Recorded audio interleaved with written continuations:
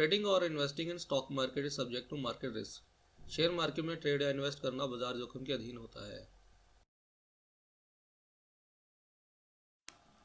ये देखिए, ये सन फार्मा की एग्जांपल है। अब मैं बता दूं कि सन फार्मा में ही मैंने ट्रेड क्यों लिया था। क्योंकि मैं ये देख रहा था कि जब यूएस के इलेक्शंस होंगे तो कोई ना कोई ऐसा स्टॉक जरूर होगा, ऐसा शेयर जरूर होगा जिसको यूएस इलेक्शन से इफेक्ट पड़ेगा या उस पर प्रभाव पड़ेगा। तो अगर आपको पता हो कि सन फार्मा का जो मेजर रेवेन्यू का पोर्शन होता है वो यूएस से आता है। तो अगर कोई नया प्रेसिडेंट आता है तो हो सकता है कि वो कुछ ऐसी पॉलिसीज ले आए या कुछ ऐसी पॉलिसीज अनाउंस कर दे जो कि सन फार्मा के या तो फेवर में हो या अनफेवर में हो। इसलिए मैंने सन फार्मा को चूज़ किया था क्योंकि यूएस इलेक्शन से इस पे काफ़ी इफेक्ट आने वाला था और ऐसा हुआ भी। तो अब देख लेते हैं कि सन फार्मा में ने जो यूएस इलेक्शन था उस पर कैसे रिएक्ट किया। तो सबसे पहले क्योंकि आपको पता है कि यूएस का इलेक्शन जो था 8 तारीख को था, उसके रिजल्ट 9 नवंबर के थे। तो इसकी जो हमने स्ट्रेटजी फॉर्म की, यानी मैंने जो फॉर्म की थी वो 7 नवंबर को फॉर्म की थी। अब पहले देख लेते हैं कि यूएस जो सन फार्मा का जो शेयर था उसने 7 तारीख को यानी 7 नवंबर को कैसे रिएक्ट किया था या कैसे वो ट्रेड हुआ था। इसने जो ओपन हुआ था, ये जो शेयर ओपन हुआ था ये 676 पे ओपन हुआ था। 677 का हाई लगाया था, 653 का लो लगाया था और 654.9 का इसने क्लोज दिया था। क्योंकि अब आपको इससे थोड़ी सी आइडिया लग गया होगा कि ये ऊपर में तो करीब 700 रुपये और नीचे करीब 650 रुपये तक ये ट्रेड हो रहा था। तो इसकी जो स्ट्रेटजी थी, मैंने करीब 5% आउट ऑफ द मनी ली, ओटीएम कॉल ली। इसका जो क्लोज था इसका अगर हम 5% कैलकुलेट करें तो ये करीब करीब 30 रुपीज़ होता है। तो इसमें अगर हम 30 रुपीज़ ऐड कर दें तो ऊपर की साइड में जो कॉल बनती है वो 680 की बनती है। और अगर इसमें से हम 30 रुपीज़ माइनस कर दें तो नीचे की साइड में जो पुट बनती है वो करीब 620 की बनती है। तो देखिए, ये मैंने 680 वाली ऊपर की कॉल ली थी और 620 वाली नीचे की पुट में ट्रेड लिया था। क्योंकि मैंने 5% इस हिसाब से लिया कि मैं मान के चल रहा था जो सन फार्मा में इफेक्ट आएगा वो 5% से ज़्यादा का आएगा। इसलिए मैंने जो out of the money call या पुट ली थी वो मैंने 5% के डिफरेंस वाली स्ट्राइक प्राइस चूज़ की थी। तो अब ये देखिए, ये तो हमने देख लिया 7 तारीख में ये जो है शेयर ने कैसे रिएक्ट किया। अब हम देख लेते हैं 7 तारीख में उसका कॉल के क्या रेट थे। ये जो 680 वाली कॉल की हम स्ट्राइक रेट वाली बात कर रहे हैं, और 7 नवंबर को पुट के क्या रेट थे जो हम 620 वाली पुट की बात कर रहे हैं। क्योंकि हम 7 तारीख में ही अपनी स्ट्रेटेजी को फॉर्म करेंगे, यानी मैंने अपनी स्ट्रेटेजी 7 तारीख में फॉर्म की थी। मैंने दोनों ही 7 तारीख में बाय की थी। अब ये देखिए, 680 वाली जो कॉल थी 7 तारीख को वो 23 पे ओपन हुई थी।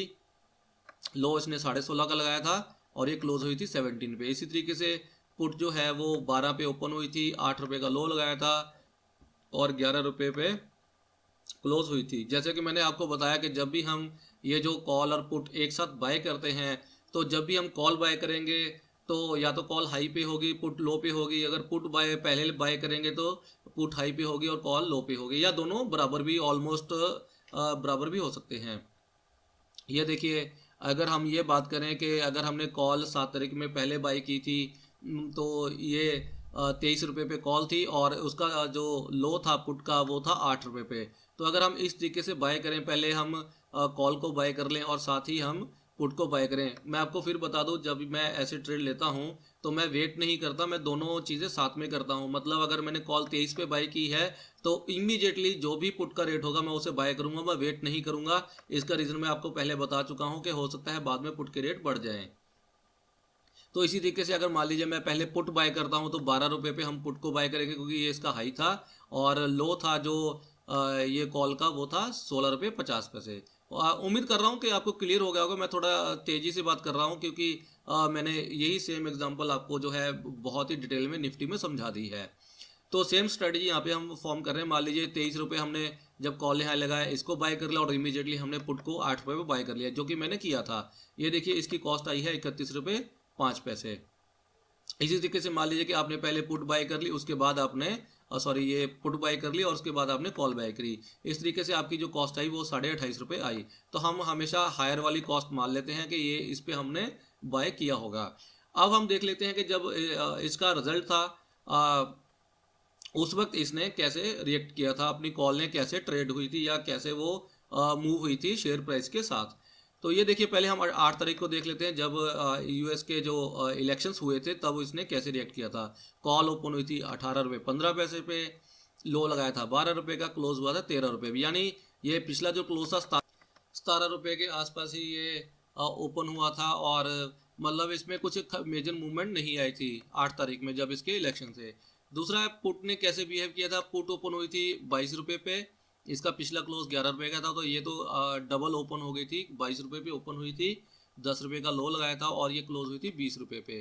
तो अब ये देख लेते हैं कि जो 8 तारीख में हमारा जो पुट और कॉल का जो रेट था वो क्या हो गया था, क्योंकि हमने तो इसको बाय कर लिया था 7 तारीख में 31 रुपये 5 पैसे पे। तो जब इस वाली पुट ने हाई लगाया था 22 रुपये का, तो हमारी कॉल ने लो लगाया था 12 रुपये का। तो टोटल हमारा जो इस दोनों का टोटल मिला के हो गया था वो 34 हो गया था, मतलब हमें 3 रुपये का प्रॉफिट तो आने लग गया था। और ये जो सन फार्मा का लॉट है वो 600 शेयर्स का है। अब हम ये देख लेते हैं कि ये जो कॉलर पुट जो हमने 31 रुपये पे बाय की थी, ये एक्चुअल में जब इसके रिजल्ट आने थे यूएस इलेक्शन के, वो 9 तारीख को आए, तो तब इसने कैसे रिएक्ट किया था। 9 तारीख में देखिए, जब इसके इलेक्शंस के रिजल्ट आए तब 680 वाली जो कॉल थी वो ओपन हुई 20 रुपये पे, लो लगाया 2 रुपये 15 पैसे पे और क्लोज हुई 17 रुपये 6 पैसे पे। अब सबसे इम्पोर्टेंट, क्योंकि सन फार्मा का शेयर जब ओपन होते ही वो उसने लो लगाया था 571 का, अगर आपको याद हो तो सन फार्मा ने लो लगाया था 571 का, तो तब पुट ने हाई लगाया था 53 का। जी हाँ दोस्तों, देखिए आपके सामने है, पुट ने जो हाई लगाया था वो 53 का हाई लगाया था। अब हमारी कॉस्टिंग कितनी थी दोनों को बाय करने की, 31। तो अब आपको पता लग गया होगा कि 53 अगर इसने हाई लगाया है तो हमारा प्रॉफिट कितना होगा, 22 रुपीज़ का। बट जैसा कि मैंने आपको पहले बोला कि ये कोई भी नहीं बता सकता कि हम 53 पे ही एग्जिट करेंगे, यही इसका हाई होगा जब एक्चुअल में ट्रेड हो रहा होगा। बट हम ये तो मान के चलेंगे कि इससे पहले 53 से पहले 40 का लेवल भी आया होगा, 45 का लेवल भी आया होगा, तो हम किसी प्राइस पे तो एग्जिट करेंगे। तो वो जो प्राइस होगा वो ऑब्वियसली हमारा 31 वाला जो प्राइस होगा उससे ज़्यादा ही होगा। तो यहाँ पे एग्जांपल देने के लिए मैं ये बता देता हूँ कि हम 53 भी एग्जिट कर रहे हैं, तो हमारा जो प्रॉफिट पर लॉट है वो कितना हो गया, 22 रुपीज़। क्लियर है, यहाँ तक उम्मीद कर रहा हूँ कि आपको समझ में आ गया होगा कि यहाँ पे हमारा जो प्रॉफिट पर लॉट कितना है, 22 रुपीज़। अगर हम इसको 600 रुपये, 600 जो इसके शेयर है, नंबर ऑफ शेयर जो है इसका लॉट है, 600 शेयर्स का लॉट है सन फार्मा का, इससे मल्टीप्लाई करते हो तो हमारा प्रॉफिट कितना हो जाएगा, करीब 13,000 हमारा प्रॉफिट हो जाएगा। हमारी इन्वेस्टमेंट कितनी थी, 18,600 रुपये की। क्लियर है यहाँ तक। तो अब सबसे मेन बात ये देखिए, 53 का जब पुट ने हाई लगाया था तो हमने इसको तो एग्जिट ले लिया, बट हमने कॉल को एग्जिट नहीं लिया। क्यों नहीं लिया, क्योंकि हमारी जो कॉस्ट थी 31, वो तो हमारी इसने कवर की ही की पुट ने, बल्कि हमें प्रॉफिट भी इसी ने दे दिया। और जब इस पुट ने हमें प्रॉफिट 53 पे दिया, तो कॉल का क्या रेट था, 2 रुपये। ऑब्वियसली है कि जब कोई चीज़ कॉल हाई लगा रही होगी तो पुट अपने लो पे होगी, जब पुट हाई लगा रही होगी तो कॉल अपने लो पे होगी। तब इसने लो कितना लगाया था, 2 रुपये 15 पैसे पे, क्योंकि हमारी कॉस्ट भी इसी ने दे दी है और प्रॉफिट भी इसी ने दे दिया। तो 2 रुपये मतलब 1200 रुपये हम होल्ड कर सकते हैं इसको एक्सपायरी तक, अगर करना चाहें तो। अगर ये जीरो भी हो जाए तो हमें कोई फ़र्क नहीं पड़ेगा। बट यहाँ पे देखिए, ये जो हमने इसको तो हमने 53 पे निकाल दिया और 2 रुपये पे इसको नहीं निकाला, बट यही जो कॉल है ये क्लोज हुई थी 17 रुपये पे। क्लियर है, ये जो कॉल है क्लोज हुई थी 17 रुपये पे। तो हम मान के चलते हैं कि इसको हमने 10 रुपये पे, 12 रुपये पे, 13 रुपये पे कहीं तो हमने एग्जिट लिया होगा इसमें से भी। क्लियर है, इसको भी हमने कहीं ना कहीं तो एग्जिट लिया होगा।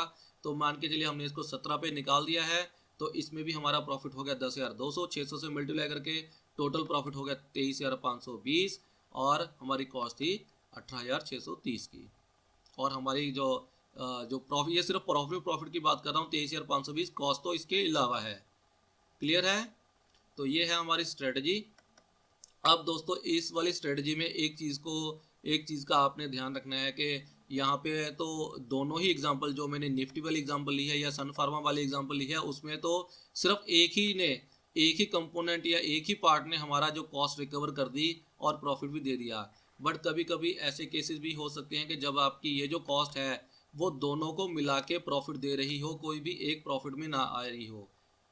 उम्मीद करता हूँ आपको समझ में आ गया होगा मैं क्या बताने की कोशिश कर रहा हूँ। ये जो 31 रुपीज़ है ये तो हमारी दोनों को मिला के कॉस्ट है, बट यहाँ पे जो हमें प्रॉफिट दिया वो सिर्फ पुट ने ही प्रॉफिट दे दिया, कॉस्ट भी रिकवर कर दी और पुट भी दे दी। पुट का और पुट ने ही मतलब हमें प्रॉफिट भी दे दिया और कॉस्ट भी हमारी एसी से रिकवर हो गई। तो हम कॉल को इग्नोर भी कर सकते हैं, मतलब उसको अगर वो जीरो भी हो जाए तो हमें इतना फ़र्क नहीं पड़ेगा। बट अगर किसी केस में ऐसा हो कि 31 जो कॉस्ट है वो हमें सिंगल कॉल या पुट से रिकवरी ना आ रही हो, मतलब दोनों को मिला के, मतलब कॉल का टोटल ले लीजिए प्लस पुट का टोटल, या पुट प्लस कॉल का टोटल, ये दोनों को मिला के 31 से ऊपर का प्रॉफिट आ रहा हो, तो हमको एक ही टाइम पे दोनों एग्जिट लेनी होगी। ऐसा नहीं है कि आप कॉल को तो निकाल दें और दूसरी चीज़ को आप होल्ड कर लें। तो उस केस में क्या हो सकता है कि अगर आपका जो आपने जो सोचा है कि कॉल पहले निकाल देते हैं, पुट थोड़ी देर में निकालेंगे, तो हो सकता है पुट भी नीचे आ जाए। तो इसीलिए जब भी आप इस तरीके की स्ट्रेटजी लें तो दोनों को एक साथ निकालें, तभी आपको प्रॉफिट आएगा, अदरवाइज प्रॉफिट नहीं आएगा। अगर मैं इस केस में तो हमारा 53 रुपीज़ जो है वो 31 से क्रॉस कर गया था और इसी ने हमें प्रॉफिट दे दिया था, तो हम दूसरा जो है दूसरा पार्ट या कॉल जो थी उसको हम इग्नोर कर सकते हैं। बट उसको भी तब तक इग्नोर करेंगे जब तक वो हमें मिनिमल सी लगेगी, मतलब बहुत ही कम वैल्यू दे रही होगी। जब वो भी हमें वैल्यू अप्रिशिएट हो जाएगी, हमें वैल्यू देने लगेगी, तो हम उसको भी एग्जिट करेंगे। हो सकता उम्मीद करता हूँ कि आपको क्लियर हो गया होगा कि ये जो 31 है कॉलर पुट, अगर दोनों को मिला के इससे प्रॉफिट आ रहा हो तो हम दोनों को एक साथ एग्जिट करेंगे। और अगर कोई एक ही इस कॉस्ट को, दोनों को कॉस्ट को रिकवर कर दे और उस प्रॉफिट भी दे दे, तो हम दूसरी जो कॉल या पुट होगी उसको हम होल्ड कर सकते हैं और उसको भी हम मैक्सिमाइज प्रॉफिट के लिए कर सकते हैं। उम्मीद है आपको इतना समझ में आ गया होगा। अब मैं आपको एक और अपनी एक पर्सनल एग्जांपल या पर्सनल एक्सपीरियंस है जो मैं आपके साथ शेयर करना चाहूँगा। ये तब की 3 या 4 साल पुराना एक्सपीरियंस है मेरा, और इसमें मैं एक अच्छा एक्सपीरियंस शेयर करूंगा और एक बुरा एक्सपीरियंस भी शेयर, खराब एक्सपीरियंस भी शेयर करूंगा, सो दैट आपको ये जो स्ट्रेटजी है इसके बारे में थोड़ी सी और क्लियरिटी आ जाए। ये जो मेरा पर्सनल एक्सपीरियंस है वो इन्फी से रिलेटेड है। ये करीब 3 या 4 साल पुरानी बात है, और तब मुझे सिर्फ इतना पता था कि कॉल होती है, पुट होती है। कॉल का मतलब अगर प्राइस ऊपर जाए तो प्रॉफिट हो जाएगा, और पुट का मतलब अगर शेयर नीचे गिर जाएगा तो हमें प्रॉफिट हो जाएगा। मेरे को इससे ज़्यादा कुछ भी नॉलेज नहीं थी, बट ये पता था कि अगर हम कॉल और पुट को एक साथ बाय कर लें तो हमारा रिस्क लिमिटेड हो जाएगा, बट प्रॉफिट पोटेंशियल जो है अनलिमिटेड हो जाएगा। तो ये पहले मैं गुड एक्सपीरियंस शेयर कर देता हूँ। करीब 3 4 साल पुरानी बात है। मैंने करीब ऐसे ही एक रिजल्ट से पहले, इन्फी का जो क्वार्टरली रिजल्ट आते थे उस वक्त ये बहुत बड़े मूव देता था। आजकल तो ये इतने बड़े मूव नहीं देता। तो इन्फी जो था वो उसने, उसका रिजल्ट आने वाला था कुछ 9 या 10 तारीख को, तो उससे एक दिन पहले मैंने क्या किया, कॉलर पुट बाय कर ली, out of the money collar put buy की, जिसकी अप्रॉक्स कॉस्ट जो थी 15,000 रुपये की थी। अप्रॉक्स जो कॉस्ट थी 15,000, मुझे रफली याद है कि ये इतने 15,000 या 16,000 के आसपास मेरी कॉस्टिंग आई थी। और अगले दिन जैसे ही रिजल्ट आया, रिजल्ट आपको पता है कि उस वक्त रिजल्ट तो इन्फोसिक्स के थे, वो मार्केट शुरू होने से करीब 15 या 20 मिनट पहले ही आते थे।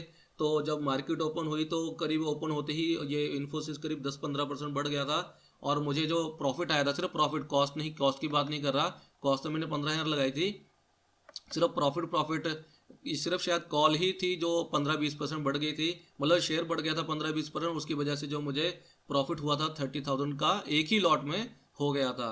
और पुट जो थी वो मैंने एक्सपायरी तक होल्ड की, वो जीरो हो गई, उसका कोई मतलब नहीं था, क्योंकि ये 30,000 नेट प्रॉफिट था कॉस्ट निकालने के बाद। तो ये जो प्रॉफिट था ये बड़ा अच्छा एक्सपीरियंस था, पहला एक्सपीरियंस था मेरा, जब उस वक्त मैं नोवाइस था, मतलब नया नया था।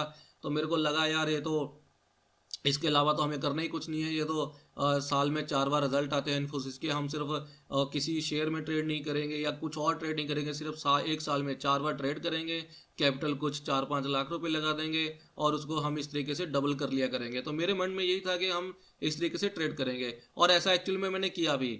ये देखिए, फिर मैंने उसके बाद जो क्वार्टरली रिजल्ट आए, ये मेरा आपको अब मैं अपना बैड एक्सपीरियंस बता रहा हूँ, यही स्ट्रेडल और स्ट्रेंगल स्ट्रेटजी में जो अभी मैंने आपको सन फार्मा और निफ्टी में बताई है। तो मैंने क्या किया, करीब 2 लाख रुपए लगाए, 4 या 5 लॉट मैंने ले लिए। यहाँ पे मैंने एक एक लॉट लिया था जब मेरा अच्छा एक्सपीरियंस हुआ था, और यहाँ पे मैंने करीब 5 या 6 लॉट ले लिए थे कॉलर पुट दोनों के। और हुआ गया कि जब रिजल्ट आए, जिस दिन रिजल्ट आया, रिजल्ट आने पे इन्फोसिस के शेयर ने वैसा रिएक्ट नहीं किया जैसा उसने यहाँ पे पिछले क्वार्टरली रिजल्ट में रिएक्ट किया था। मतलब भैया उसमें जो मूवमेंट आई थी 2 या 3% की मूवमेंट आई थी, और इसके जो कॉलर पुट के रेट थे वो ड्रास्टिकली डिक्रीज हो गए थे। तो इसके जो कॉलर पुट के रेट जो थे ड्रास्टिकली डिक्रीज हो गए, और मुझे अप्रॉक्स जो लॉस हुआ था वो करीब 60,000 का लॉस हुआ था। उस वक्त मैं, आप बिलीव नहीं करेंगे कि मैं, मुझे इतना गुस्सा आया कि मैंने अपना पहले तो लैपटॉप तोड़ने वाला था, बट मैंने क्या किया, मैंने कैलकुलेटर तोड़ दिया उसकी जगह पे। तो ये मेरा सबसे ख़राब एक्सपीरियंस था कि मैंने कैपिटल इतनी अच्छी लगा दी, उसके बाद मेरी कैपिटल डबल या ट्रिपल होनी चाहिए थी, वो उल्टा क्या हो गया, मुझे 60,000 का लॉस हो गया। तो यही वो बैड एक्सपीरियंस है जिसकी वजह से मैंने आपको एक वीडियो बनाया था जो दिखाया था कि कॉलर पुट के रेट जो हैं ड्रास्टिकली डिक्रीज कैसे हो जाते हैं। मैंने इसी बैड एक्सपीरियंस के बाद मार्केट को स्टडी करना शुरू किया, तब जाके मुझे पता लगा कि आईवी ही वो विलियन है, आईवी ही वो कल्प्रिट है जिसकी वजह से ये ऐसा होता है। तो अगर आपको भी ये पता करना है कि आईवी क्या होता है, तो प्लीज़ आप मेरा वो वाला वीडियो देख लें। तो मैं आपको ये बता रहा था कि ये ही वो एक्सपीरियंस था जिसकी वजह से मैंने ऑप्शंस में ट्रेड करना कम किया, और फिर बाद में मैंने ये पता लगाने की कोशिश की कि ऐसा हुआ कि फिर ऐसा क्यों हुआ। तो तब जाके मुझे पता लगा कि यार ये जो आईवी होती है, इम्प्लाइड वॉलेटिलिटी होती है, इसी की वजह से ये ऐसा होता है कि जब किसी चीज़ की एक्सपेक्टेशन बढ़ जाती है तो उसके कॉलर पुट के रेट बढ़ जाते हैं, और जिस दिन वो एक्चुअल में एक्सपेक्टेशन पूरी होने वाली होती है उस दिन वो दोनों गिर जाते हैं, क्योंकि उस दिन हमारा सप्लाई मार्केट में आ जाती है। तो दोस्तों ये जो 60,000 था, क्या इससे मैं बच सकता था? बिल्कुल बच सकता था।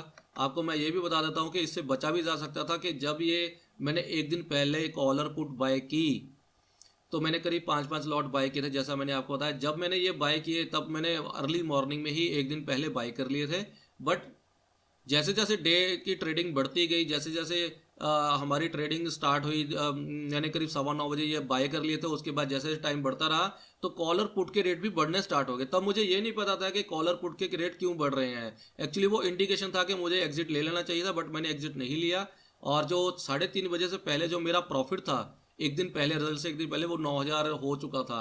तो इसका मतलब मुझे 5-5 लॉट में करीब 9,000 का टोटल प्रॉफिट आ रहा था, मुझे वहां पे एग्जिट ले लेना चाहिए था। जो 9,000 बढ़ा था वो कॉलर पुट दोनों ही बढ़ रहे थे। तो ये इंडिकेशन था, जब कॉलर पुट के रेट किसी भी इवेंट होने से पहले बढ़ने लग जाएं तो ये इंडिकेशन होता है कि अगले दिन मोस्ट प्रोबेबली जो है रेट दोनों के गिर जाएंगे। तो ये इंडिकेशन मुझे एक दिन पहले मिल गया था, तो बट मैंने, क्योंकि मैं नया था मार्केट में, मुझे इतना पता नहीं था, मैं तो खुश हो रहा था उल्टा कि इसमें कॉलर पुट में डिमांड बढ़ रही है तो कल भी ये काफ़ी ऊपर जाएगा और मेरी जो 2 लाख की कैपिटल है वो करीब 6 लाख हो जाएगी।